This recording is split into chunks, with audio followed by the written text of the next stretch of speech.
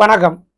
முதலமைச்சரின் இலவச மருத்துவ காப்பீட்டு திட்டம் ரூபாய் 5 லட்சத்திலிருந்து 25 லட்சமா உயர்த்தி முதல்வர் ஜோசப் விஜய் சட்டசபையில அறிவிப்பு வெளியிட்டிருக்காரு.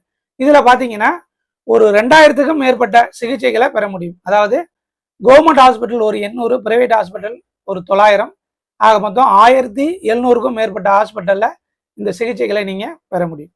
ஏற்கனவே என்கிட்ட கார்டு இருக்கு, இந்த கார்டு அப்ளை ஆகுமா அப்படின்னு கேட்டீங்கன்னா இந்த கார்டு அப்ளை ஆகும். அந்த கார்டுல எக்ஸ்பைரி டேட் மட்டும் ஆகியிருக்கா அப்படிங்கிறத மட்டும் நீங்கள் செக் பண்ணிக்கணும்.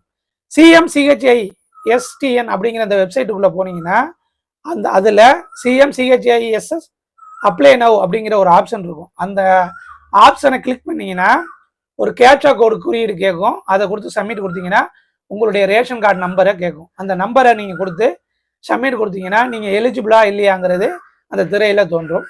நீங்கள் எலிஜிபிளாக இருந்தீங்கன்னா இதை யூஸ் பண்ணிக்கலாம். அப்படி இல்லை, இந்த கார்டு எக்ஸ்பைரி ஆயிடுச்சு அப்படின்னா அதை நீங்கள் ரினியூவல் பண்ணால் மட்டும் போதும். அந்த ரினியூவலுக்கான அமௌண்ட்டு எதுவுமே கிடையாது.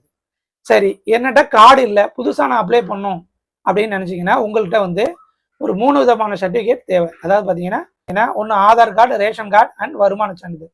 வருமானம்னு பார்த்தீங்கன்னா 1,20,000க்குள்ளே இருக்கணும் ஆண்டுக்கு.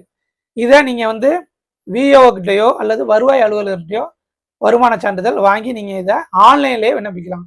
ஆன்லைனில் எப்படி விண்ணப்பிக்கிறது அப்படின்னு பார்த்தீங்கன்னா ஹவு டு என்ரோல் அப்படிங்கிற ஒரு ஆப்ஷனு அதில் இருக்கும். அந்த வெப்சைட்டுக்குள்ளே போனீங்கன்னா அதை கிளிக் பண்ணிங்கன்னா உங்களுடைய பேர், விலாசம், உங்களுடைய ரேஷன் கார்டில் எத்தனை மெம்பர், அதாவது உங்கள் ஃபேமிலியில் எத்தனை மெம்பர், இந்த டீட்டெயில் எல்லாமே கொடுத்துருக்கோம்.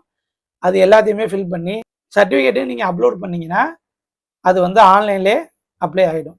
அப்படி ஆன்லைனில் அப்ளை பண்ண முடியல அப்படின்னா நீங்கள் இதே வெப்சைட்டுக்குள்ளே போனீங்கன்னா அங்கே என்ரோல்மெண்ட் ஃபார்ம் அப்படின்னு சொல்லி ஒன்று இருக்கும். அதை கிளிக் பண்ணிங்கன்னா அதுக்கான அந்த ஃபார்ம் உங்களுக்கு வரும். இதை நீங்கள் டவுன்லோட் பண்ணி அதை ஃபில் பண்ணி கலெக்டர் ஆஃபீஸுக்கு போனீங்கன்னா அங்கே காப்பீடு அலுவலகம் அப்படின்னு சொல்லி ஒன்று இருக்கும். அந்த அலுவலகத்தில் கொடுத்தீங்கன்னா அவங்க இந்த கார்டு கிடைக்கிறதுக்கான வழிமுறைகளை உங்களுக்கு செஞ்சு கொடுப்பாங்க.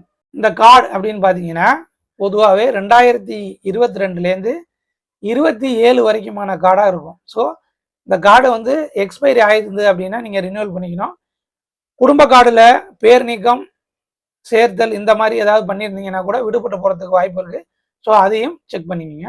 இந்த ஹாஸ்பிட்டல் லிஸ்ட் எப்படி கண்டுபிடிக்கிறது அப்படின்னு பார்த்தீங்கன்னா அதே வெப்சைட்டில் போனீங்கன்னா ஹாஸ்பிட்டல் லிஸ்ட் அப்படின்னு சொல்லி இருக்கும். அதை கிளிக் பண்ணிங்கன்னா எந்தெந்த ஹாஸ்பிட்டல் அப்படிங்கிற லிஸ்ட்டு உங்களுக்கு கிடைக்கும். இதை நீங்கள் டிஸ்ட்ரிக்ங்கிற ஒரு ஆப்ஷன் இருக்கும். அந்த ஆப்ஷனில் நீங்கள் எந்த டிஸ்ட்ரிக்டோ அதை கிளிக் பண்ணிட்டு கொடுத்தீங்கன்னா உங்கள் டிஸ்ட்ரிக்டில் உள்ள கவர்மெண்ட் ஹாஸ்பிட்டல், பிரைவேட் ஹாஸ்பிட்டல், எந்தெந்த ஹாஸ்பிட்டலில் இந்த கார்டு அப்ளை ஆகும் அப்படிங்கிற டீட்டெயில்ஸ் எல்லாமே வந்துடும். அண்ட் ஏற்கனவே இந்த கார்டை நீங்கள் யூஸ் பண்ணிங்கன்னா உங்களுடைய அந்த டீட்டெயில்ஸ் முதற்கொண்டு அந்த அதில் தெரிஞ்சுக்கலாம்.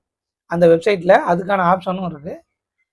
இது எல்லாத்தையும் தாண்டி உங்களுக்கு இது தொடர்பாக சில டவுட் இருக்குது கேட்கணும் அப்படின்னு நினச்சிங்கன்னா அதுக்கான டோல் ஃப்ரீ நம்பரையும் செல்ஃபோன் நம்பரையும் அதே வெப்சைட்டில் கொடுத்துருக்காங்க. அண்ட் இதுக்கான ஒரு இமெயில் ஐடியும் கொடுத்துருக்காங்க. நீங்கள் போய் அதில் செக் பண்ணி வெரிஃபிகேஷன் பண்ணிக்கலாம். உங்களுக்கு என்ன டவுட் இருந்தாலும் கேட்டுக்கலாம்.